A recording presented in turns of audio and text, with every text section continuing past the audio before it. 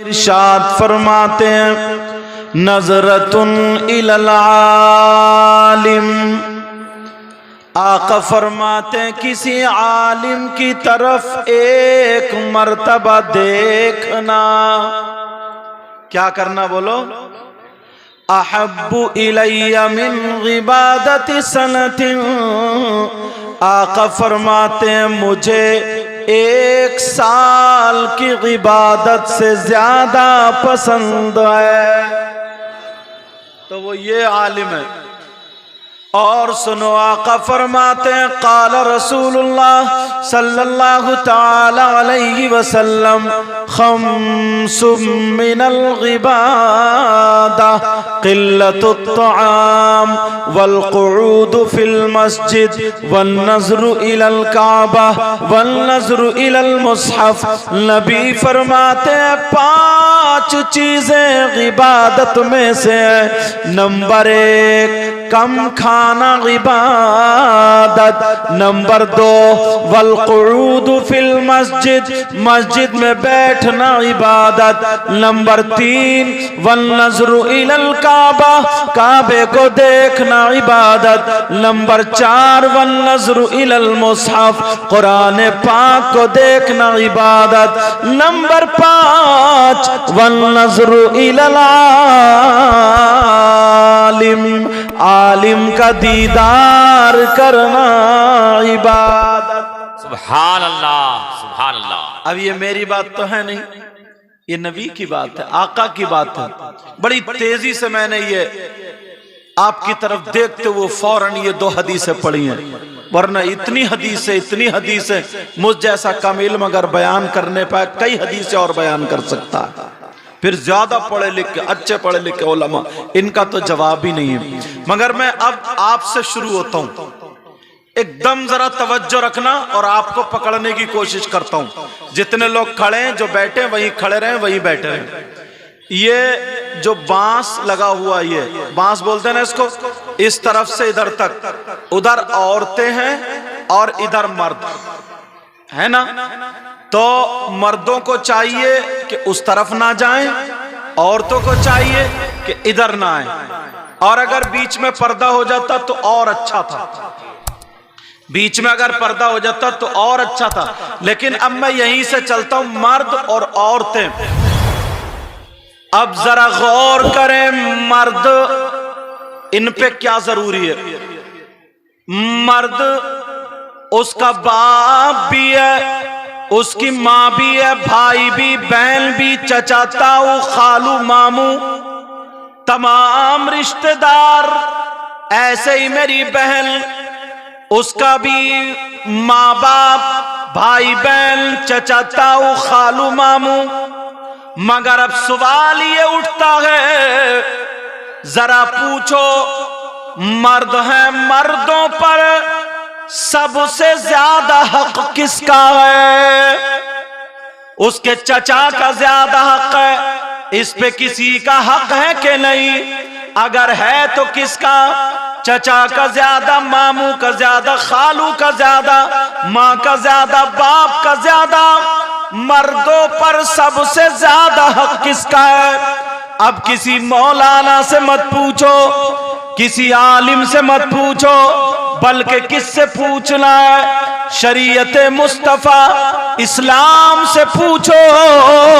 इस्लाम तू बता, मर्दों पर इतने लोग खड़े हैं, इतने भाई यहाँ पर आए हैं, अपने गिरेबान में कुछ बातें डाल के ले जाना।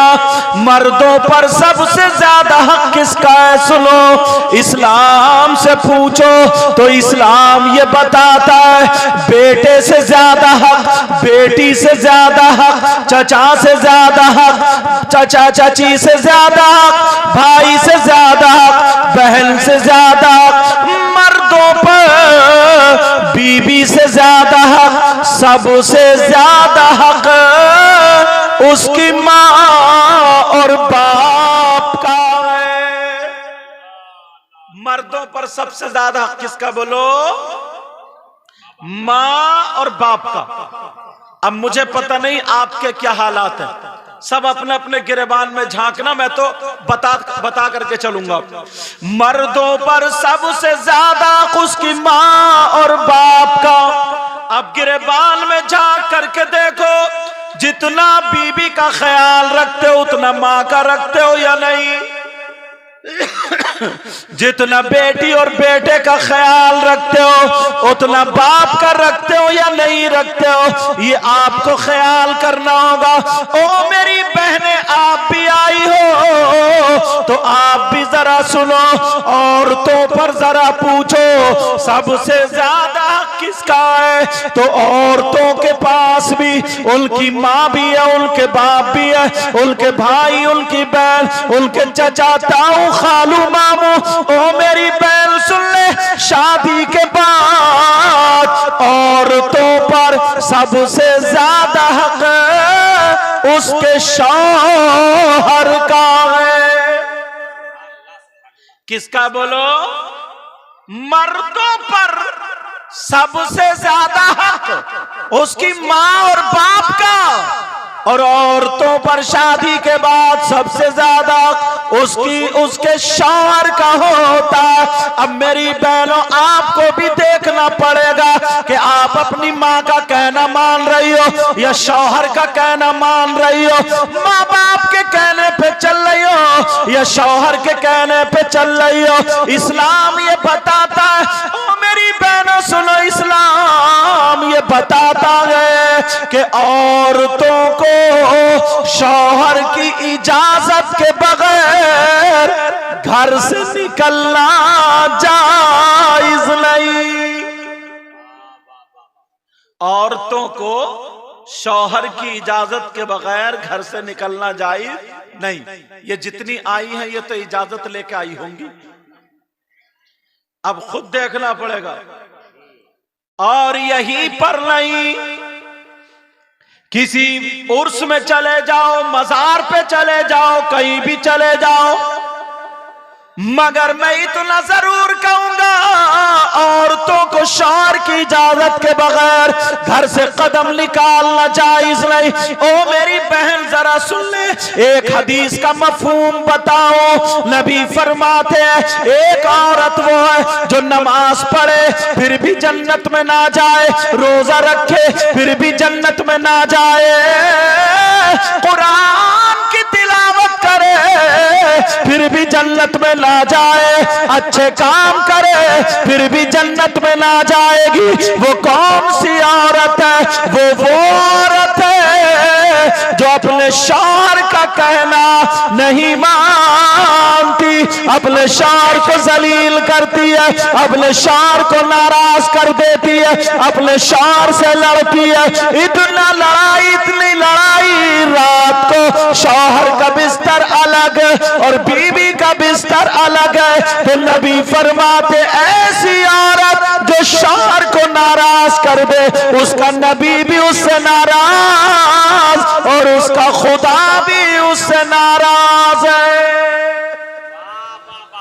जिंदाबाद जिंदाबाद। और मर्दों का एक हदीस का मफहूम बताऊं, नबी ने फरमाया, कुछ नमाजी ऐसे होंगे जिनका हश्र जालिम बादशाहों के साथ होगा, कुछ रोजेदार ऐसे होंगे जिनका हश्र जालिम बादशाह के साथ होगा। सहाबा ने अर्ज किया, वो कौन नमाजी, कौन हाजी होंगे? तो नबी फरमाते हैं, वो मर्द होंगे जो अपनी बीवियों पे जुल्म करते हैं, अपनी बीवियों के तमाचा मारते हैं, अपनी बीवियों के बेकसूर उन पे डंडा पकड़ते हैं, जूता चप्पल मार के घर से बाहर निकाल देते हैं, बिचारी पे जुल्म करते हैं, ताना करते हैं, तोहमत लगाते हैं, ऐब लगाते हैं, बीबी को सताते हैं। नबी फरमाते, ऐसा शौहर अगर नमाजी हो तब भी उसका हश्र जालिम बादशाहों के साथ होगा।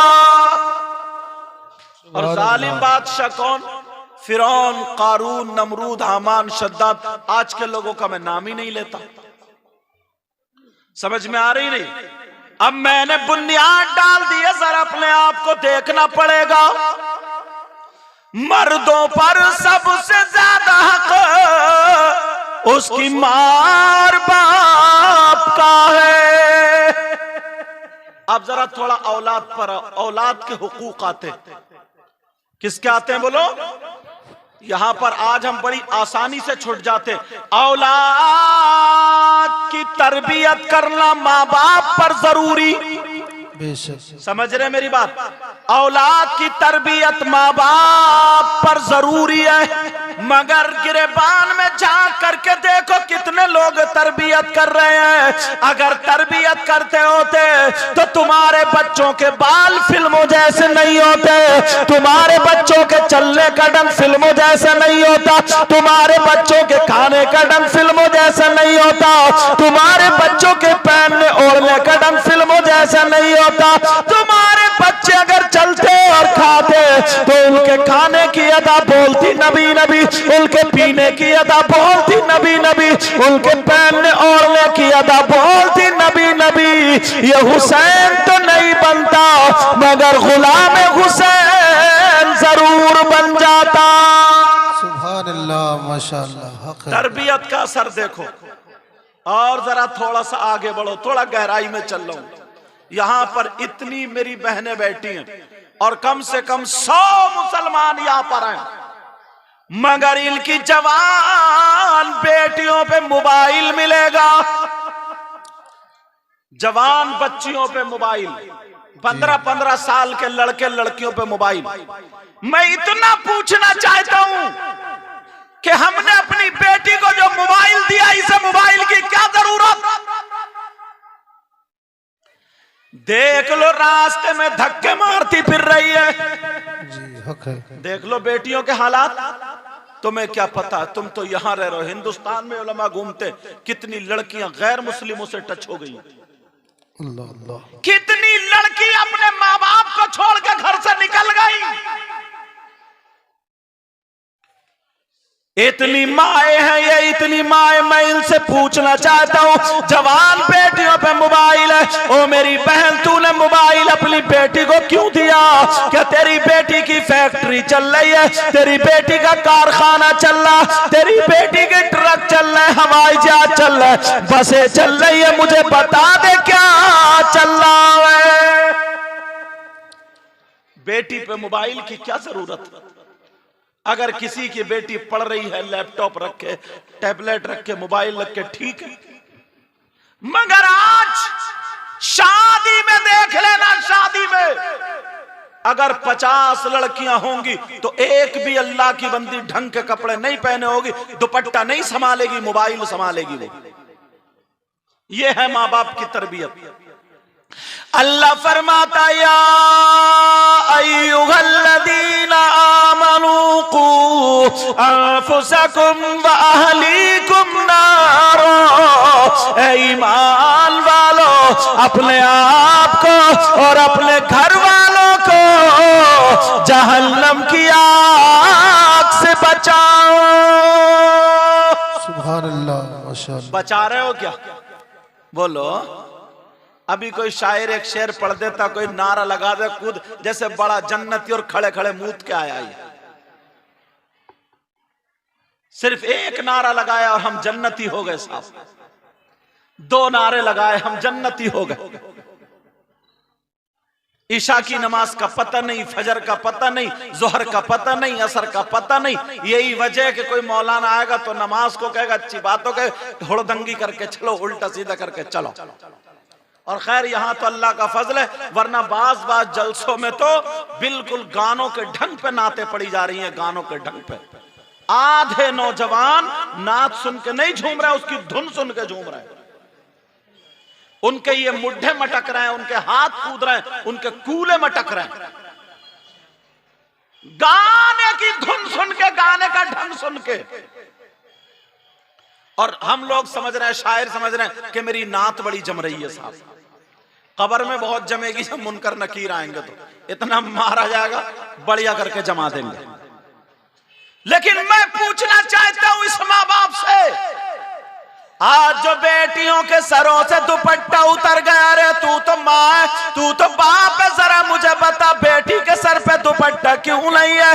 तुम देख लेना बीबी, जहां मेला लगा हुआ आते जाते पहले पुरानी औरतें अपने चेहरा छुपाती थी, अब तो कपड़े दिखा रही है, अपना चेहरा दिखा रही है, अपना जिस्म दिखा रही है। जब तक जिस्म न दिखेगा इसके कलेजे को ठंडक न मिलेगी। ऐसे हालात हो गए, न माँ को पता है न बाप। कोई माँ ऐसी नहीं है जिसको पता ना हो मेरी बेटी मोबाइल पे किससे बातें कर रही है। रात के 11 बजे मोबाइल पे चैटिंग हो रही है, सेटिंग हो रही है। ये छोटे छोटे बच्चे इतने इतने बड़े घूरों पे पड़े हुए मोबाइल चला रहे हैं। अब्बा को कोई परवाही नहीं है, अम्मा को कोई परवाही नहीं। क्या तुमसे हिसाबो किताब नहीं होगा? मुफ्ती साहब किबला बैठे, मुनाजिर अहले सुन्नत बैठे, और भी उलमा बैठे। अगर हदीस गलत पढ़ूंगा तो ये बड़े बड़े उलमा मुझे पकड़ लेंगे, मेरी भी इस्लाह हो जाएगी। और अगर सही पढ़ूंगा तो तस्दीक होगी। काला काला रसूलुल्लाह सल्लल्लाहु तआला अलैहि वसल्लम सलासा ला यदखुलूनल जन्नह अला कुल्ली वालिदै वद्दयूस व रजुलतुल निसा। नबी फरमाते हैं मेरी उम्मत के 3 किस्म के लोग ऐसे जो जन्नत में नहीं जाएंगे। सलासा ला यदखुलूनल जन्नह। और नबी अगर जिसको जन्नत से रोक दे तो कोई मौलाना जन्नत में नहीं ले जा सकता, कोई शायर जन्नत में नहीं ले जा सकता। अगर नबी जिसको रोक दे तो कोई पीर जन्नत में नहीं ले जा सकता। और अल्लाह माफ फरमाए, पीरों की तो दुनिया आधी से ज्यादा खराब है। बाज पीर तो इतना बड़ा कमबख्त है कि सबसे ज्यादा कब्रिस्तान में इसी पीर की पिटाई होगी।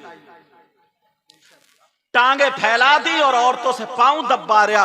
औरतें पांव दबाते दबाते उसका गोश्त पुलपुला कर रही है। वो करामत के चक्कर में है और दोनों पिटेंगे। ये मुरीदा भी कब्र में पिटेगी और ये पीर भी पिटेगा। ना इसे जोहर का पता, ना असर का पता, ना मगरिब का पता। 10-10 अंगूठियां पहन ली, कंठे पहन लो, पुर्राटे मार रहा। तुम समझ रहे हो बड़ा पहुंचा हुआ मियाँ है ये, बड़ा पहुंचा हुआ पेड़ है, इतना पहुंचा हुआ, इतना पीछा पहुंचा हुआ। इसके चक्कर में रहोगे तुम भी कब्रिस्तान में पिटोगे। ऐसे हालात नबी फरमाते हैं 3 लोग जन्नत में नहीं जा सकते। 3 किस्म के लोग ऐसे जो जन्नत में नहीं जा सकते। और अगर नबी जिसको मना फरमा दे तो कोई माई का लाल नहीं ले जा सकता। और मैं तो ये कहता हूं अगर नबी जिसको मना कर देना तो उसकी नमाजें भी उसे जन्नत में नहीं ले जा सकती, उसके रोजे भी जन्नत में नहीं ले जा सकते, उसकी ज़कात भी, जलसा, उसकी तकरीर, नात, कुछ भी जन्नत में नहीं ले जा सकती अगर नबी जिसको रोक दे तो। नबी जिसको मना कर दे उसको कोई जन्नत में नहीं ले जा सकता।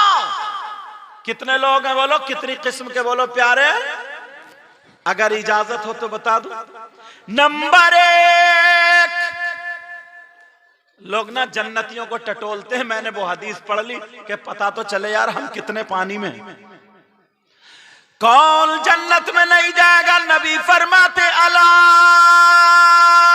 कुल्ली वालिदै,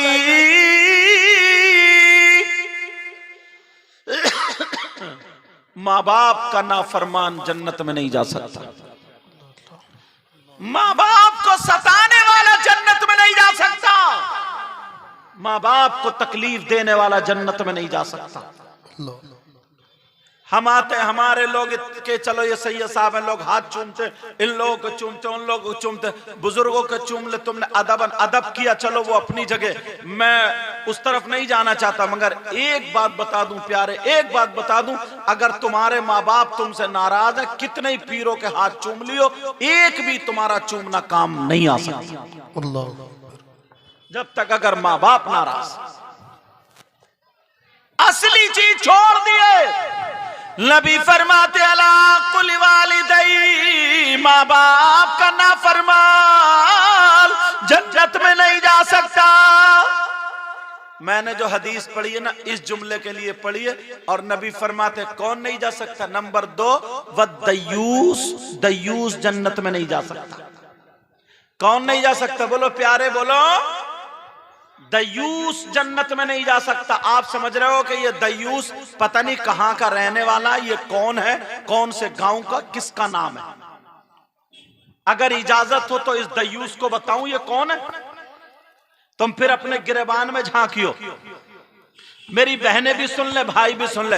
दयूस वो माँ बाप है जिनकी बेटियां आवारा घूम रही है और वो उनके चालो चलन से राजी है, तो वो माँ बाप दयूस है। दयूस वो माँ बाप है जिनकी बेटियां आवारा बेपर्दा घूम रही है। दयूस वो माँ बाप है जिनकी बेटियां फैशनीले कपड़े पहन करके गैर लड़कों से मोबाइल पे बातें कर रही है। दयूस वो माँ बाप है जिनकी बेटियां कानों में एयरफोन लगा करके मोबाइल में गाने सुन रही है और बेपर्दा घूम रही है। दयूस वो माँ बाप है जिनकी बेटियां अपने घरों से निकल के चली गई और शरीयत मुस्तफा की धज्जियां बखेर रही है, पर्दे का पता नहीं है, बेहयाई के दर पे उतर आई है, चुटियां लहरा रही है, जिनके बाल दिखाई दे रहे हैं, जिनके गले दिखाई दे रहे हैं, जिनकी आस्तीनें चढ़ी पड़ी है, जो बेपर्दा घूम रही है, उनके चालो चलन से अगर माँ बाप राजी है तो ये माँ बाप दयूस है, दयूस है, दयूस है। और नबी फरमाते हैं दयूस जन्नत में नहीं जा सकता। वो माँ बाप जरा समझ ले, देख ले तेरी बेटी मेले में कहीं बेपर्दा तो नहीं घूम रही है, बगैर दुपट्टे के तो नहीं घूम रही है, मोबाइल चला चला करके फैशनीले कपड़े पहन के शादियों में बेपर्दा तो नहीं है। जरा देख ले, तुझे देखना होगा। अगर बेपर्दा है तो तू दयूस है, उसके चालो चलन से राजी है तो दयूस है। और नबी फरमाते हैं दयूस जन्नत में नहीं जाएगा। सुभान अल्लाह, सुभान अल्लाह, अल्लाहु अकबर, या रसूल अल्लाह, जिंदाबाद, अल्लाहु अकबर, या रसूल अल्लाह। दयूस शौहर भी है, तवज्जो रखना, शौहर भी है। कौन शौहर? वो शौहर जो अपनी बीबी को डेकोरेशन करा करके मेलो ठेलों में बेपर्दा घुमा रहा है, जी, गैर लड़कों से हाथ मिलवा रहा है, जिसकी बीबी गैर मर्दों से बातें कर रही है, जिसकी बीबी बेपर्दा घूम रही है, कोई पर्दा नहीं कर रही है, उसका चालो चलन फिल्मों जैसा है, बेहयाई के दर पे उतर आई है और वो शौहर उससे राजी है, तो वो शौहर भी दयूस है। और नबी फरमाते हैं दयूस जन्नत में नहीं जा सकता। जी, पूरी दुनिया की बात गलत हो सकती है मगर आमना के लाल की बात गलत नहीं हो सकती। सुभान अल्लाह। समझ रहे मेरी बात? जो माँ बाप को सताता है, नंबर एक वही तो था ना, जो माँ बाप को सताता है, माँ बाप को तकलीफ देता है, माँ बाप को नाराज कर देता है, जिसके माँ बाप जिससे नाराज होते हैं उसका नबी भी उससे नाराज होता है, उसका खुदा भी उससे नाराज होता है, और जिसके नबी नाराज, जिसका खुदा नाराज, उसकी दुनिया भी बेकार है, उसकी आखिरत भी बेकार है। चलो जरा एक तारीखी वर्क की तरफ तुम्हें ले चलो प्यारो, तुम्हें याद आ जाएगा। केरला की सरजमीन पे चलो, एक जगह कासरकोड है, वहां पर एक अल्लाह वाले का मजार शरीफ है जिनका नाम हजरत मालिक बिन दीनार है। बाज लोगों ने कहा ये सहाबी है, लेकिन ज्यादातर लोग बोलते हैं ये ताबई है। आला हजरत भी इसी तरफ गए हैं कि ताबई है, हजरत मालिक बिन दीनार है। जरा तवज्जो रखना, हजरत मालिक बिन दीनार की माँ जिंदा है लेकिन अभी बुजुर्ग है। हजरत मालिक बिन दीनार अपनी माँ की बड़ी खिदमत करते हैं, अपनी माँ की बड़ी खिदमत करते हैं। अल्लाह अल्लाह, माँ की खिदमत कर रहे हैं। एक दिन माँ ने कहा, ओ बेटे मालिक जरा सुनो, ओ मेरे लाल सुनो, ओ मेरे दिल के टुकड़े सुनो, मेरा हज को दिल चाह रहा है, चलो बेटा हज को चल रहे हैं, चलो बेटा हज का इरादा कर लो। हजरत मालिक बिन दीनार बोले माँ ठीक है, चलो हज को चलते हैं। अब दोनों माँ बेटे हज को चल देते हैं। पैदल का रास्ता है, हवाई जहाज का दौर नहीं था, पैदल चल देते हैं। दोनों माँ बेटे जा रहे हैं लेकिन 10-20 कदम चलते हैं। हजरत मालिक बिन दीनार पीछे हटके अपनी माँ के कदमों का बोसा देते हैं। माँ कहती है मेरे लाल तुम मेरे पाँव क्यों चूम रहे हो? हजरत मालिक बिन दीनार कहते हैं माँ मेरी जन्नत आपके कदमों के नीचे है, पाँवों का बोसा देता हूँ, ऐसा लगता है कि जन्नत की चौखट चूम रहा हूँ। अल्लाह अल्लाह चलते चले जा रहे हैं। माँ हर हर कदम पे दुआएं दे रही है। अरे ये माँ दुआएं दे रही है। हजरत मालिक बिन दीनार चलते चले जा रहे हैं। जैसे ही मक्का शरीफ पहुंचते हैं, हज में पहुंचते हैं, हजरत मालिक बिन दीनार ने देखा मक्का शरीफ में लोग तवाफ कर रहे हैं। खाने काबा का तवाफ करने वाले तवाफ कर रहे हैं, जमजम शरीफ पी रहे हैं, कुछ लोग सही कर रहे हैं, सफा मरवा की दौड़ यानी सही कर रहे हैं, कुछ लोग हल्क कर रहे हैं यानी सर मुड़ा रहे हैं, कुछ लोग ऐसे हैं जो कुरान की तिलावत कर रहे हैं, कुछ लोग तस्बीह पढ़ रहे हैं, सारे लोग इबादत में लगे हुए हैं, कुछ नमाजें पढ़े हुए हैं, दुनिया को भूल चुके हैं। इनकी जमीन होगी मगर जमीन को भूले बैठे हैं, इनकी दुकान होगी मगर दुकान को भूले बैठे हैं। हजरत मालिक बिन दीनार कहते हैं मौला परवरदिगार आलम ये इतने लोग हैं अपने अपने अंदाज में तेरी इबादत कर रहे हैं। ऐ अल्लाह बड़ी बड़ी दूर से आए हैं, परवरदिगार तूने इनके हज को कबूल कर लिया होगा। हजरत मालिक बिन दीनार कहते मौला तूने इनके हज को कबूल कर लिया होगा।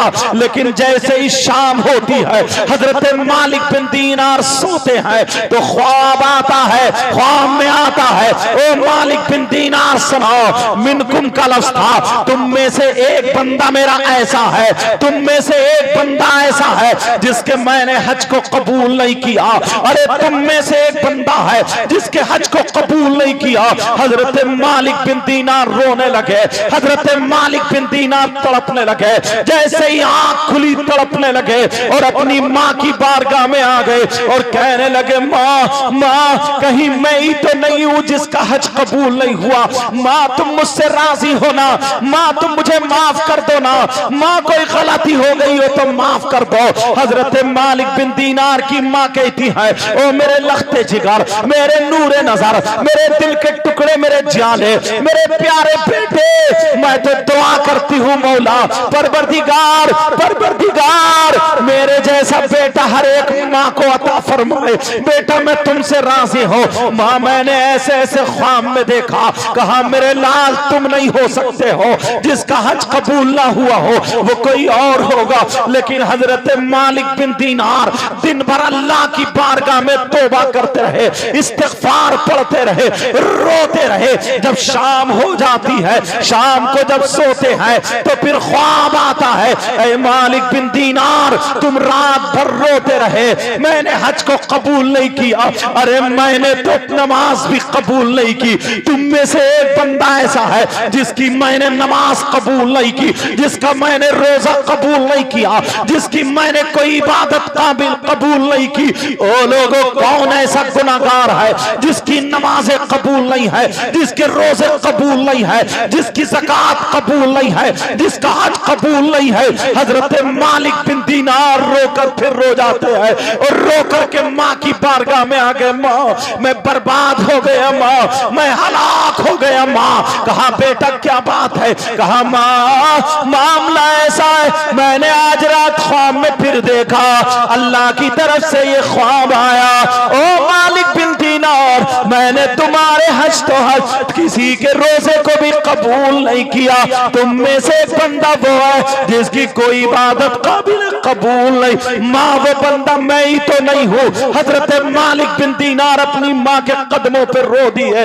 माँ की आंखों में आंसू आ गए। माँ ने सीने से लगाया और कहा मौला मेरे बेटे को बचा ले, मेरे बेटे के ख्वाब को वाज़ेह कर दे, मेरे ख्वाब के बेटे को खोल दे। अम्मा की दुआ जरा देखो, अम्मा की दुआ रंग लाती है। जैसे ही रात को मालिक बिन दीनार सोए तो ख्वाब आ जाता है ओ मालिक बिन दीनार तुम रोते रहे, तुम रोते रहे, जिसकी नमाजें कबूल नहीं है वो तुम नहीं हो, जिसके रोजे कबूल नहीं है वो तुम नहीं हो, जिसका हज और ज़कात कबूल नहीं है वो तुम नहीं हो, फिर कौन है? ख्वाब में बताया गया एक अल्लाह का बंदा हज को आया है जिसका नाम मोहम्मद बिन हारून है। वो है जिसकी कोई भी इबादत काबिल कबूल नहीं है। हजरत मालिक बिन दीनार की आंख खुल गई, कहा मां तुम्हारी दुआ कबूल हो गई है। वो बंदा है जो मोहम्मद बिन हारून है, जिसकी ना नमाज कबूल है, जिसका ना रोजा कबूल है। अम्मा कहती है मेरे लाल वो कितना बड़ा डकैत होगा, वो कितना बड़ा जानी होगा, वो कितना बड़ा शराबी होगा, वो कितना बड़ा बदकार होगा, वो कितना बड़ा गुनाहगार होगा, वो कितना बड़ा सियाकार होगा। कहा मौला, कहा बेटा उसने पता नहीं कौन सा गुनाह किया होगा, मेरे लाल जा करके बता दे और जा उसको ढूंढ ले और तलाश ले और जा करके उससे तौबा करा दे। हजरत मालिक बिन दीनार जहन में बसाए हुए थे कि बहुत बड़ा डकैत गुंडा होगा, बहुत बड़ा शराबी अज्वारी होगा। ऐ लोगों जरा सुनो, वो कौन था, उसके पास कौन सा गुनाह था। आज हमारे पास भी वो गुनाह हो जाता है। आज 10% लोग ऐसे हैं जो उस गुनाह को करते हैं, फिर नमाजें पढ़ते हैं, नमाजें नहीं होती, रोजे रखते हैं, रोजे नहीं होते, हज करते हैं, हज नहीं होता, ज़कात देते हैं, ज़कात नहीं होती। वो कौन सा गुनाह है जरा सुनाओ। अल्लाह अल्लाह। हजरत मालिक बिन दीनार अब तलाशने लगे, हजरत मालिक बिन दीनार ढूंढने लगे। लोगों से पूछा ये बताओ तुम में से मोहम्मद बिन हारून कौन है, खुरासान के रहने वाले कौन है। एक काफिला मिल जाता है, खुरासान के रहने वाले हम हैं। कहा ये बताओ तुम में मोहम्मद बिन हारून है कोई। सारे लोग कहने लगे हाँ हाँ मोहम्मद बिन हारून है, एक बंदा है मोहम्मद बिन हारून। अब ये डरते डरते पूछ रहे हैं बताओ क्या वो डकैत है, क्या वो शराबी है, कितना बड़ा गुनाहगार है। लोग कहते अपनी जबान बंद करो, अपने मुंह को बंद करो। अरे तुम उसे डकैत बता रहे हो, तुम शराबी बता रहे हो, तुम ज्वारी बता रहे हो। अगर आज के दौर में नमाजी देखना है तो मोहम्मद बिन हारून को देखो। आज के दौर में अगर हाजी देखना हो तो मोहम्मद बिन हारून को देखो। आज के दौर में अगर सखी देखना हो तो मोहम्मद बिन हारून को देखो। आज के दौर में अगर मुत्तकी और परहेजगार देखना हो तो मोहम्मद बिन हारून को देखो। सारे लोग एक जबान होकर के कहने लगे अगर चलता फिरता आज के दौर में तुम्हें माथे की आंखों से अगर किसी वली को देखना है तो वो मोहम्मद बिन हारून को देखो। उन जैसी नमाजें किसी के पास नहीं है। तो ये तो और चक्कर में पड़ गए, या अल्लाह उसका तो एक सजदा भी कबूल नहीं है। अरे वो कौन है जो इतना बड़ा नमाजी, मुत्तकी, परहेजगार, मगर उसकी कोई भी इबादत काबिल कबूल नहीं है। अल्लाह अल्लाह। हजरत मालिक बिन दीनार जब उसके पास गए तो वो नमाजें पढ़ रहा था, वो सजदे में था, नमाज पर नमाज पढ़ता चला जा रहा है। हजरत मालिक बिन दीनार अपनी माँ के पास आ गए, माँ से इजाजत ले ली। आज रात जब उसकी कुटी पर पहुंच गए, जब उसकी झोपड़ी पर पहुंच गए, हजरत मालिक बिन दीनार वहां पर पहुंचे तो वो मोहम्मद बिन हारून पूरी रात अल्लाह की इबादत करता रहा, पूरी रात नमाज पढ़ता रहा, पूरी रात इबादत में रहा। फजर से थोड़ी पहले जब इबादत से फारिग हुआ, उसने देखा कि मालिक बिन दीनार खड़े हुए हैं। यहाँ करके कहने लगता है ऐ अल्लाह के बंदे तुम क्यों खड़े हो, तुम्हें क्या हाजत है, बोलो मुझसे क्या जरूरत है, मुझे क्या चाहते हो, तुम्हें कोई हाजत हो तो बोलो अभी पूरी करूंगा।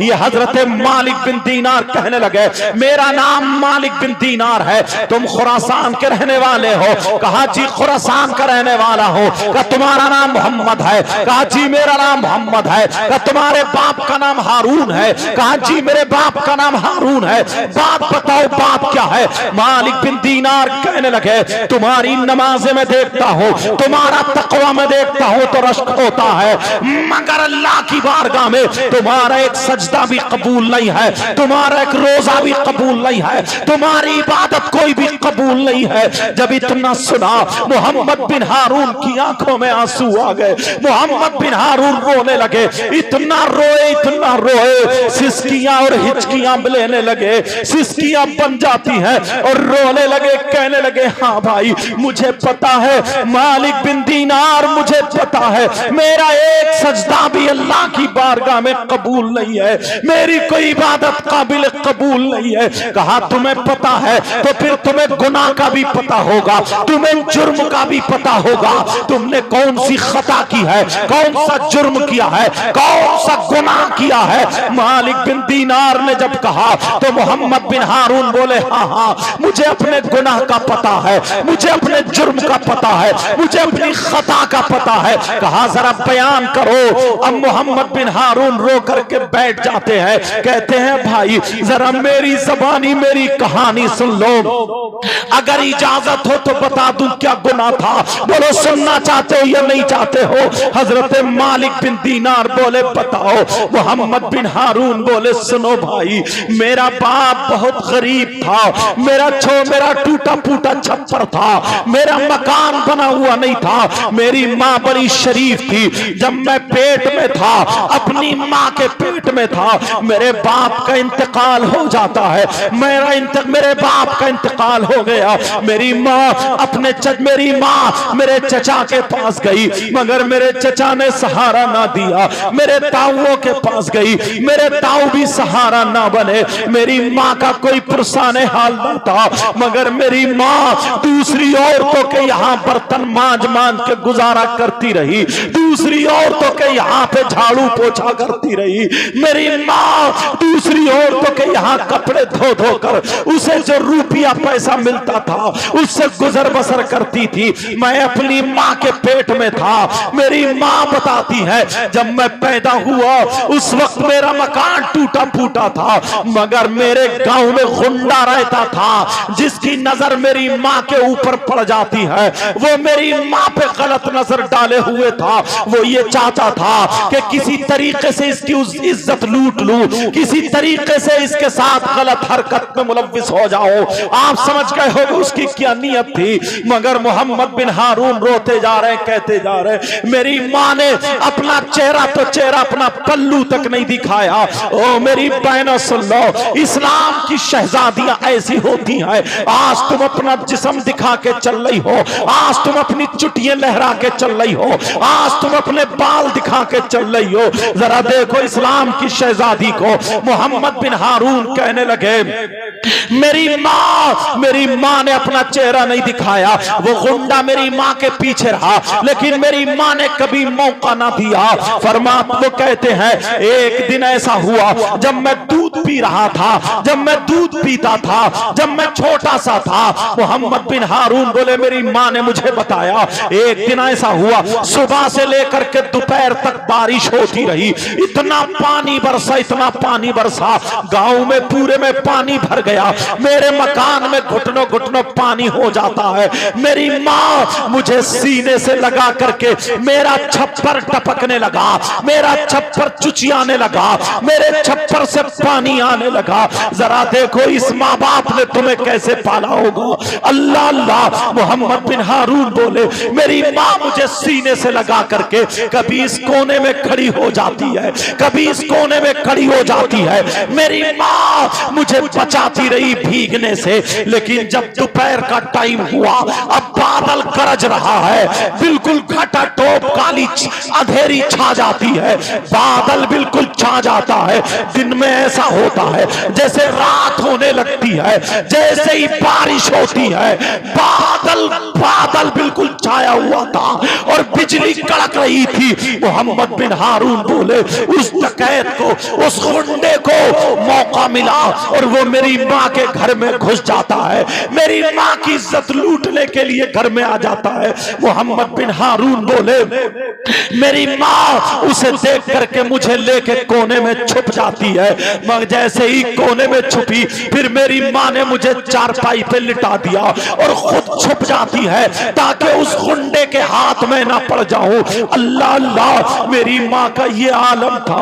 मोहम्मद बिन हारून बोले मेरी माँ एक बकरी की तरह चारे हाथ पांवों से चल के बारिश में भीगती हुई दरवाजे पे पहुंच जाती है, उस गुंडे से बच करके जंगल का रुख करती है। लेकिन जैसे मेरी याद आती है, जैसे मेरी ममता भड़क उठती है, मेरी माँ ने मेरी वजह से कदम आगे नहीं बढ़ाया। मेरी माँ चुपके से फिर घर में वापस आ गई, एक बकरी की तरह चलती हुई आई।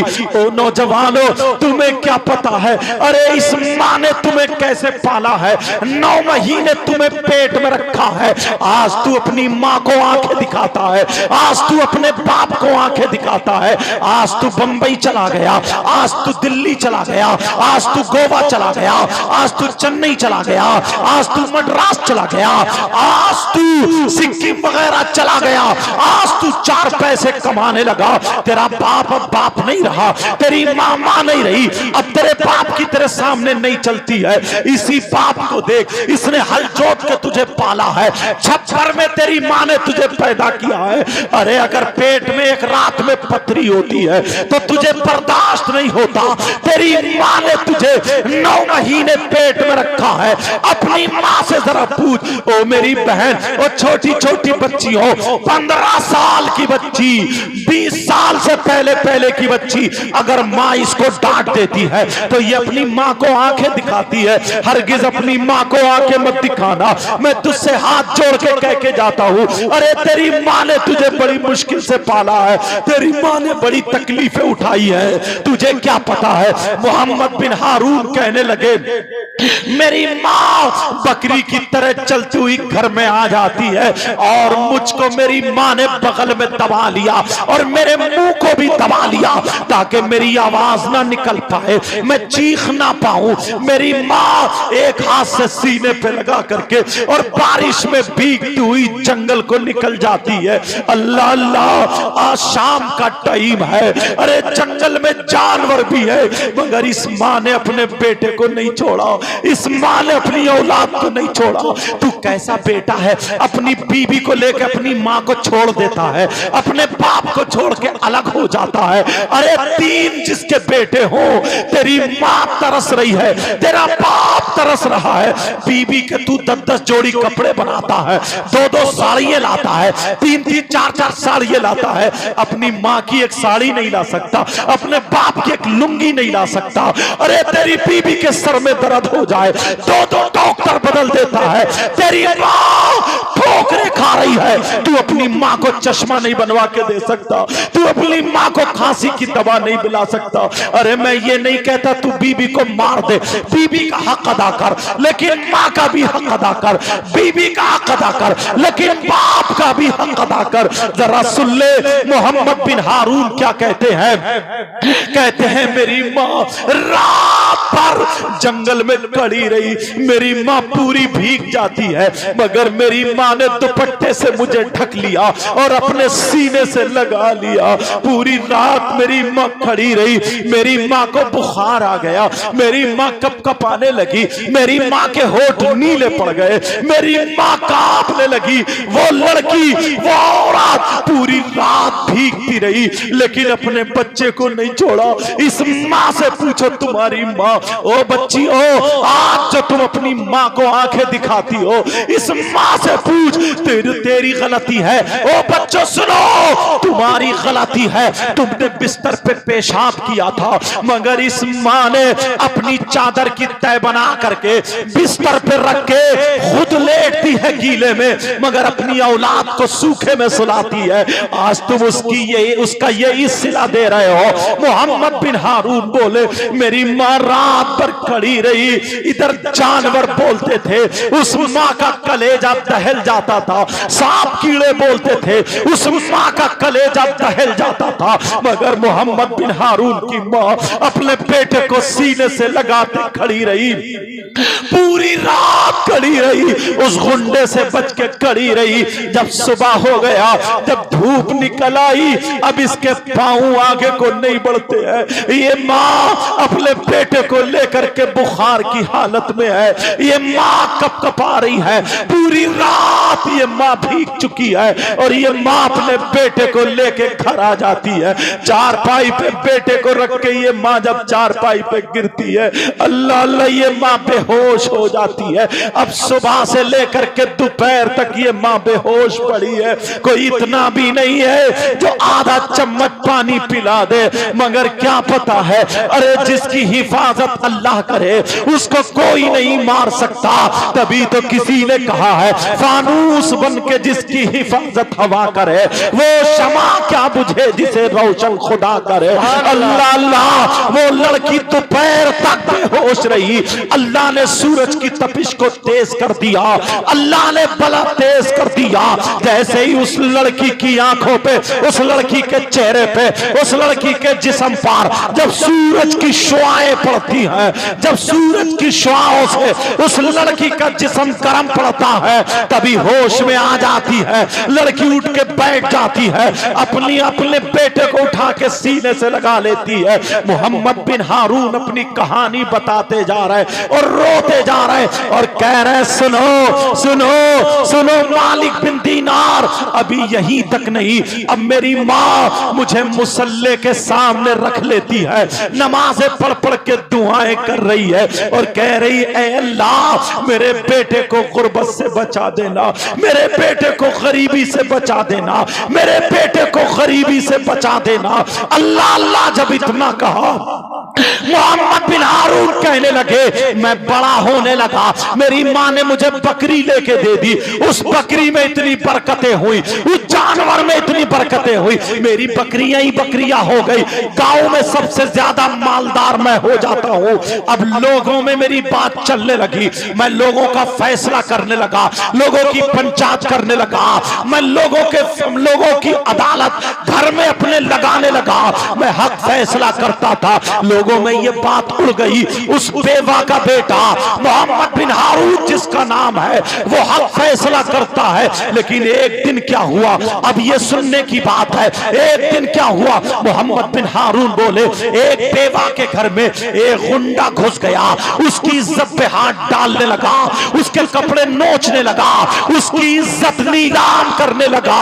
जब इतना कहा मोहम्मद बिन हारून बोले वो इज्जत, वो बेवा औरत ने अपनी चप्पल निकाली और निकालने के बाद उसके 2-3 चप्पल मार के दरवाजे के बाहर कर दिया। उसे गुस्सा आ गया, उसने कसम खा ली मैं तेरी बेइज्जती करूंगा, तुझे जानवर पे बिठा के तेरा जुलूस निकालूंगा। उसने बड़े बड़े गुंडों को कब्जे में ले लिया और बड़े बड़े शराबियों को कब्जे में ले लिया, रुपये पैसे देकर के अपनी तरफ कर लिया। 3-4 गुंडों को उस बेवा के घर में उसने दाखिल कर दिया, उसके कपड़े फाड़ के उनको पकड़वा दिया। जैसे ही पकड़वाया अब गांव में ऐलान हो गया, पूछा तुम क्या कर रहे हो? वो गुंडे बोले ये औरत हमें जिस्म बेचती है, ये औरत हमारे साथ गलत हरकत करती है, ये औरत हमसे पैसे लेके अपने जिस्म को इस्तेमाल कराती है। जब इतना कहा सारे लोग कहने लगे इसके बाल मूंड दो, इसकी चुटिया काट दो, इसका मुंह काला कर दो, इसके गले में जूतों चप्पल का हार डाल के पूरे गांव में घुमा दो। कहा सुबह को होगा ये काम, मगर मोहम्मद बिन हारून के बारे में बताया पहले वो फैसला करेंगे। मोहम्मद बिन हारून का फैसला भी बाकी था। इतने में वो बेवा औरत मोहम्मद बिन हारून की माँ के पास आ गई और कहने लगी बहन मैं बिल्कुल साफ सुथरी हूँ, मेरी कोई गलती नहीं है, तुम्हारे बेटे के हाथ है, या तो मेरी इज्जत बचा ले या फिर मेरी चुटिया कटवा ले, क्योंकि तुम भी बेवा हो। जब इतना कहा मोहम्मद बिन हारून की माँ कहने लगी मेरा बेटा, मैंने अपने बेटे को दूध पिलाया है, कभी भी फैसला गलत नहीं करेगा, जाओ तुम्हारे हक में फैसला होगा। अब मोहम्मद बिन हारून बोले मेरी माँ ने मुझसे कहा बेटा उस बेवा के हक में फैसला करना, अगर पूरी दुनिया एक तरफ हो जाए मगर आज बेवा का बेटा एक तरफ रहेगा, उस बेवा की इज्जत पलटने नहीं देगा, उस बेवा की इज्जत नीलाम होने नहीं देगा, उस बेवा की चुटिया कटने नहीं देगा। कहा माँ ठीक है। सुबह जब हो जाती है इस माँ ने तंदूर जला लिया, इस माँ ने तंदूर जलाया और जलाने के बाद कहा मेरे लाल जाओ,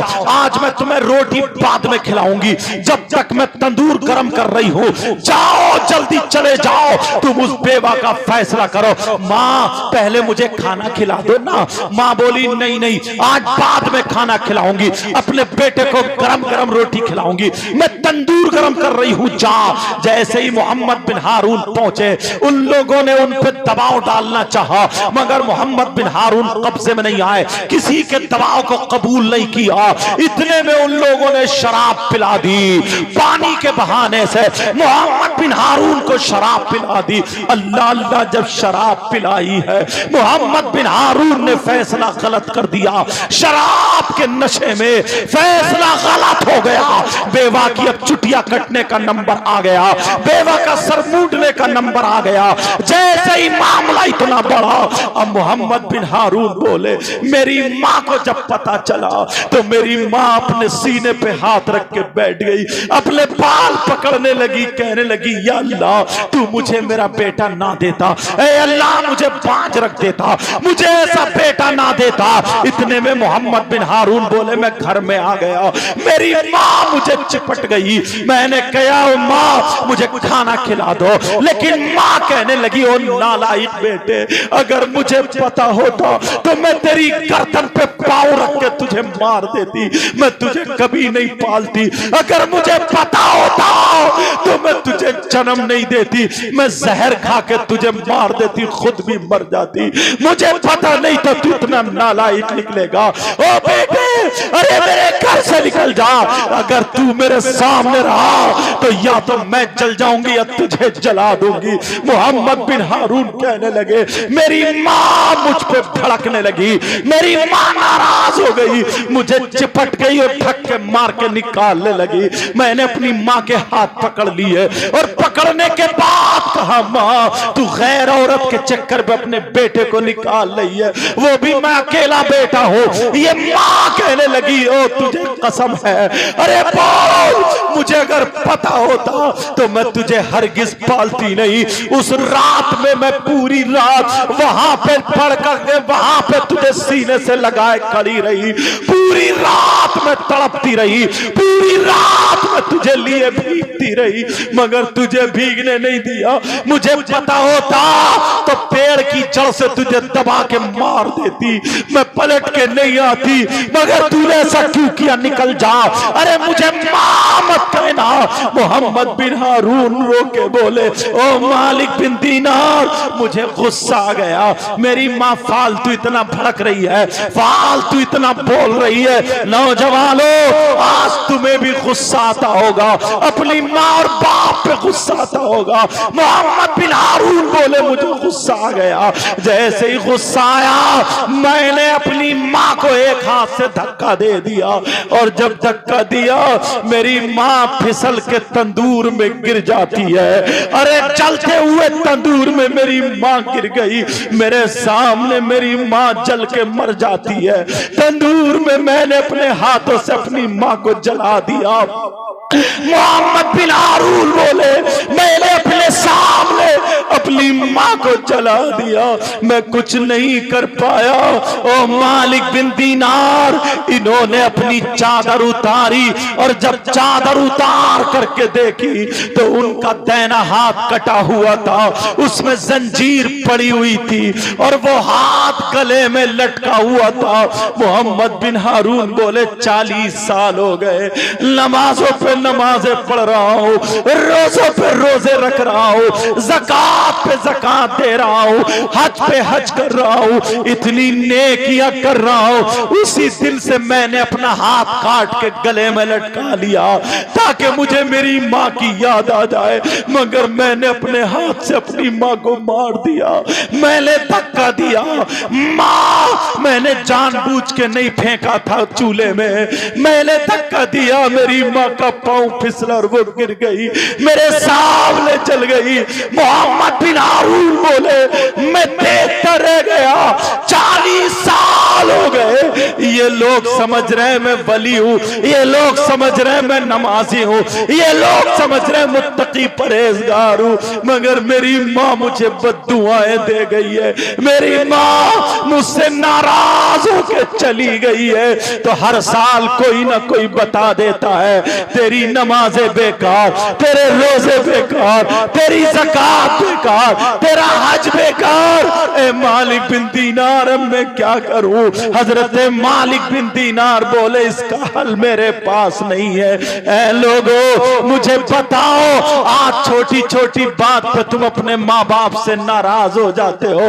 ओ मेरी बच्चियों, ओ मेरे बच्चों, आज अपने बाप को तुम तड़पाते हो, अपनी माँ को तड़पाते हो, ये माँ बाप तुमसे कुछ बोल नहीं पाते हैं। प्यारे, आज के बाद ये जलसा तुम्हारे लिए ऐसा होना चाहिए, ऐसा होना चाहिए। हम यहां से आए, यहां आए थे तो गुनाहगार थे, और जब यहां से जाए तो तौबा करके जाए। अब पता ये चला कि जिसके माँ बाप जिससे नाराज है, उसका नबी भी उससे नाराज है, उसका खुदा भी उससे नाराज है, और जिसके नबी नाराज, खुदा नाराज। कितनी नमाजें पढ़े, कितने रोजे रखे, कितनी ज़कात दे, कितने हज करे, अगर अल्लाह और रसूल नाराज है तो मैं तो ये कहता हूं मस्जिद में नहीं बल्कि खाने काबा में नमाज पढ़े। खाने काबा का गिलाफ चूमते चूमते अगर मर जाए, माँ बाप नाराज, अल्लाह और रसूल नाराज, तो उसकी दुनिया भी बेकार है और उसकी आखिरत। अल्लाह, नारे तकबीर, जरा जोर से नारे रिसालत, उलमाए अहले सुन्नत, फैजाने वालिदैन। अल्लाह, पता नहीं मैं तेज बोल गया, समझ में आया या नहीं आया आप लोगों के? आप लोगों के समझ में आया नहीं आया? बोलो अल्हम्दुलिल्लाह, क्योंकि मैं अपने इलाके की रविश में चल गया। अल्लाह अल्लाह, जरा गौर करे, तवज्जो करे प्यारो। और एक बात उठाता हूं जो अक्सर जलसों में मैं ये बात कह रहा हूं, इस तरफ से लेकर के इधर तक एक शख्स ऐसा हो, कैसा यार, वो कितना बुरा शख्स होगा, कितना खराब होगा, कितना खराब होगा, जो अपनी मां पर गलत नजर डालता है। मेरा इशारा समझ रहे? मर सकता है मगर अपनी मां के साथ गलत हरकत। अगर ऐसा शख्स मिल जाए तुम्हें तो बताओ उससे रिश्तेदारी करोगे? हाँ या ना बोलो, रिश्तेदारी करोगे? उससे दोस्ती करोगे? दस्तरख्वान पे खिलाओगे? कौन है वो? मुफ्तियान किराम बैठे, हदीस शरीफ बताता हूं। तुमने नाम सुना होगा सूद और ब्याज का। किसका नाम बोलो? सूद। आज लोग रुपये से रुपया कमाते हैं, हराम लुकमा खाते हैं, और कुछ लोग तो मोबाइल पे ही जुआ खेल रहे हैं, मोबाइल से पैसे जीत रहे हैं। सूद और ब्याज का तुमने नाम सुना होगा। सूद और ब्याज, अल्लाह मेरे नबी फरमाते हैं सूद और ब्याज का जो गुनाह है उस गुनाह के 70 हिस्से हैं। एक हदीस में 73 का भी जिक्र आया। 70 हिस्से हैं, 70 टुकड़े हैं। मिसाल के तौर पे जैसे ये फूल रखे ना, ये ऐसे ही सूद और ब्याज का जो गुनाह है उसके हिस्से रखो, टुकड़े रखो। सबसे बड़ा वाला इधर, फिर उससे छोटा, उससे छोटा, उससे छोटा, उससे छोटा, उससे छोटा, लास्ट में 70वां जो हिस्सा वो सबसे छोटा।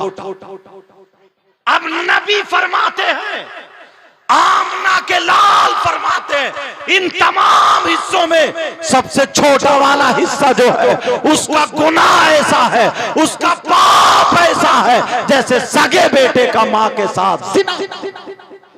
अल्लाह मेरी तौबा। पहले हाथ उठाओ, सब लोग हाथ उठाओ, हाथ उठा के तौबा करो, बोलो आज के बाद कोई हराम का लुकमा खाएगा, बोलो हाथ हिलाओ, बोलो नहीं, बोलो नहीं। अब रख लो हाथ। अल्लाह हम सब की तौबा को कबूल फरमा ले। नबी फरमाते हैं 3 लोग जन्नत में नहीं जा सकते। नंबर 1 माँ बाप का नाफरमान, यहीं से चला था ना। और नंबर 2 वद्दयूस, दयूस जन्नत में नहीं जा सकता।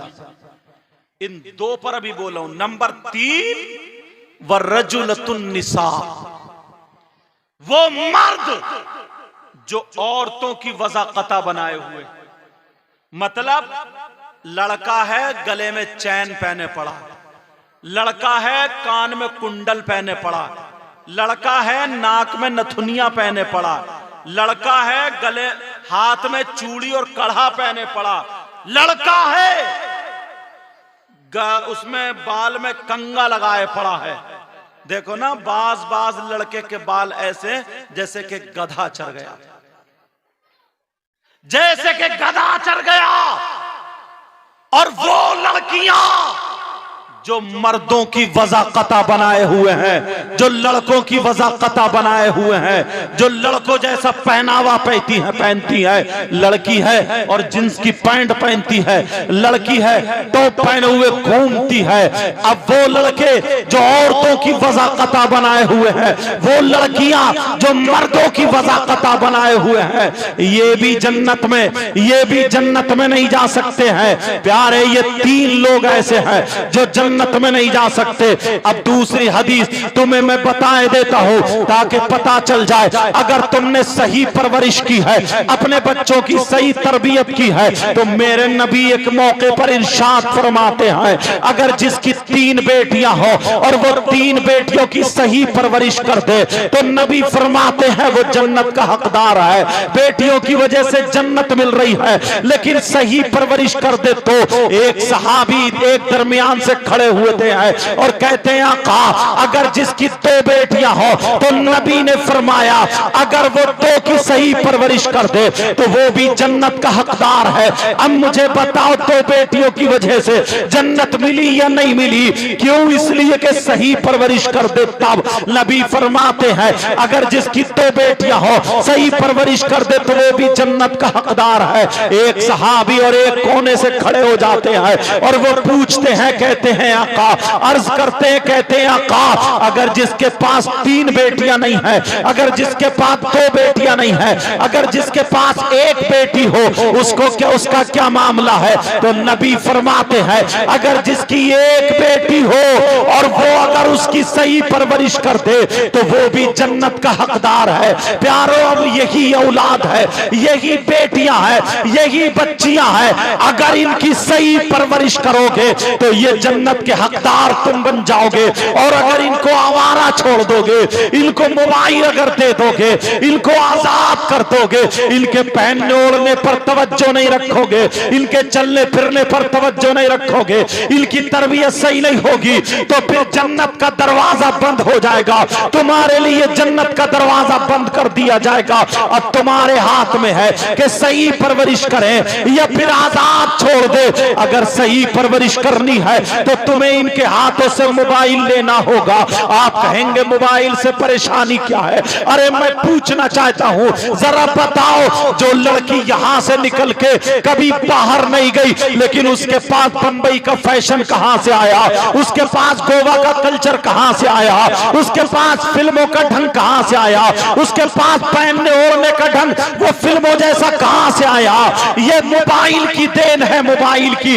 अगर तुम अपनी बेटियों को मोबाइल ले लेते और मोबाइल लेने के बाद अगर इनके हाथ में कुरान दे देते, इनके हाथ में हदीस दे देते, अगर इनके हाथ में दीनी किताब दे देते, अगर हमारी बेटी दीनी किताब पढ़ती, हमारी बेटी अगर पढ़ती तो सैयदा फातिमा की जिंदगी पढ़ती, हजरत मैमूना की जिंदगी पढ़ती, हजरत हफ्सा की जिंदगी पढ़ती, हजरत खदीजा की जिंदगी पढ़ती, हजरत आयशा की जिंदगी पढ़ती, हजरत सैयदा फातिमा की जिंदगी पड़ती, खुदा की कसम अगर हमारी बेटी सैयदा फातिमा की जिंदगी पड़ती तो खाती हमारी बेटी, लेकिन ढंग फातिमा का होता, पीती हमारी बेटी लेकिन ढंग फातिमा का होता, चलती हमारी बेटी ढंग फातिमा का होता, पहनती ओढ़ती हमारी बेटी ढंग फातिमा का होता, सोती जागती हमारी बेटी ढंग फातिमा का होता। अगर ऐसी बेटी बाप के घर में होती तो बाप के लिए रहमत बन जाती, और शौहर के घर में होती शौहर के लिए नेमत बन जाती, और जब मां बनती तो इसके कदमों के नीचे औलाद के लिए जन्नत।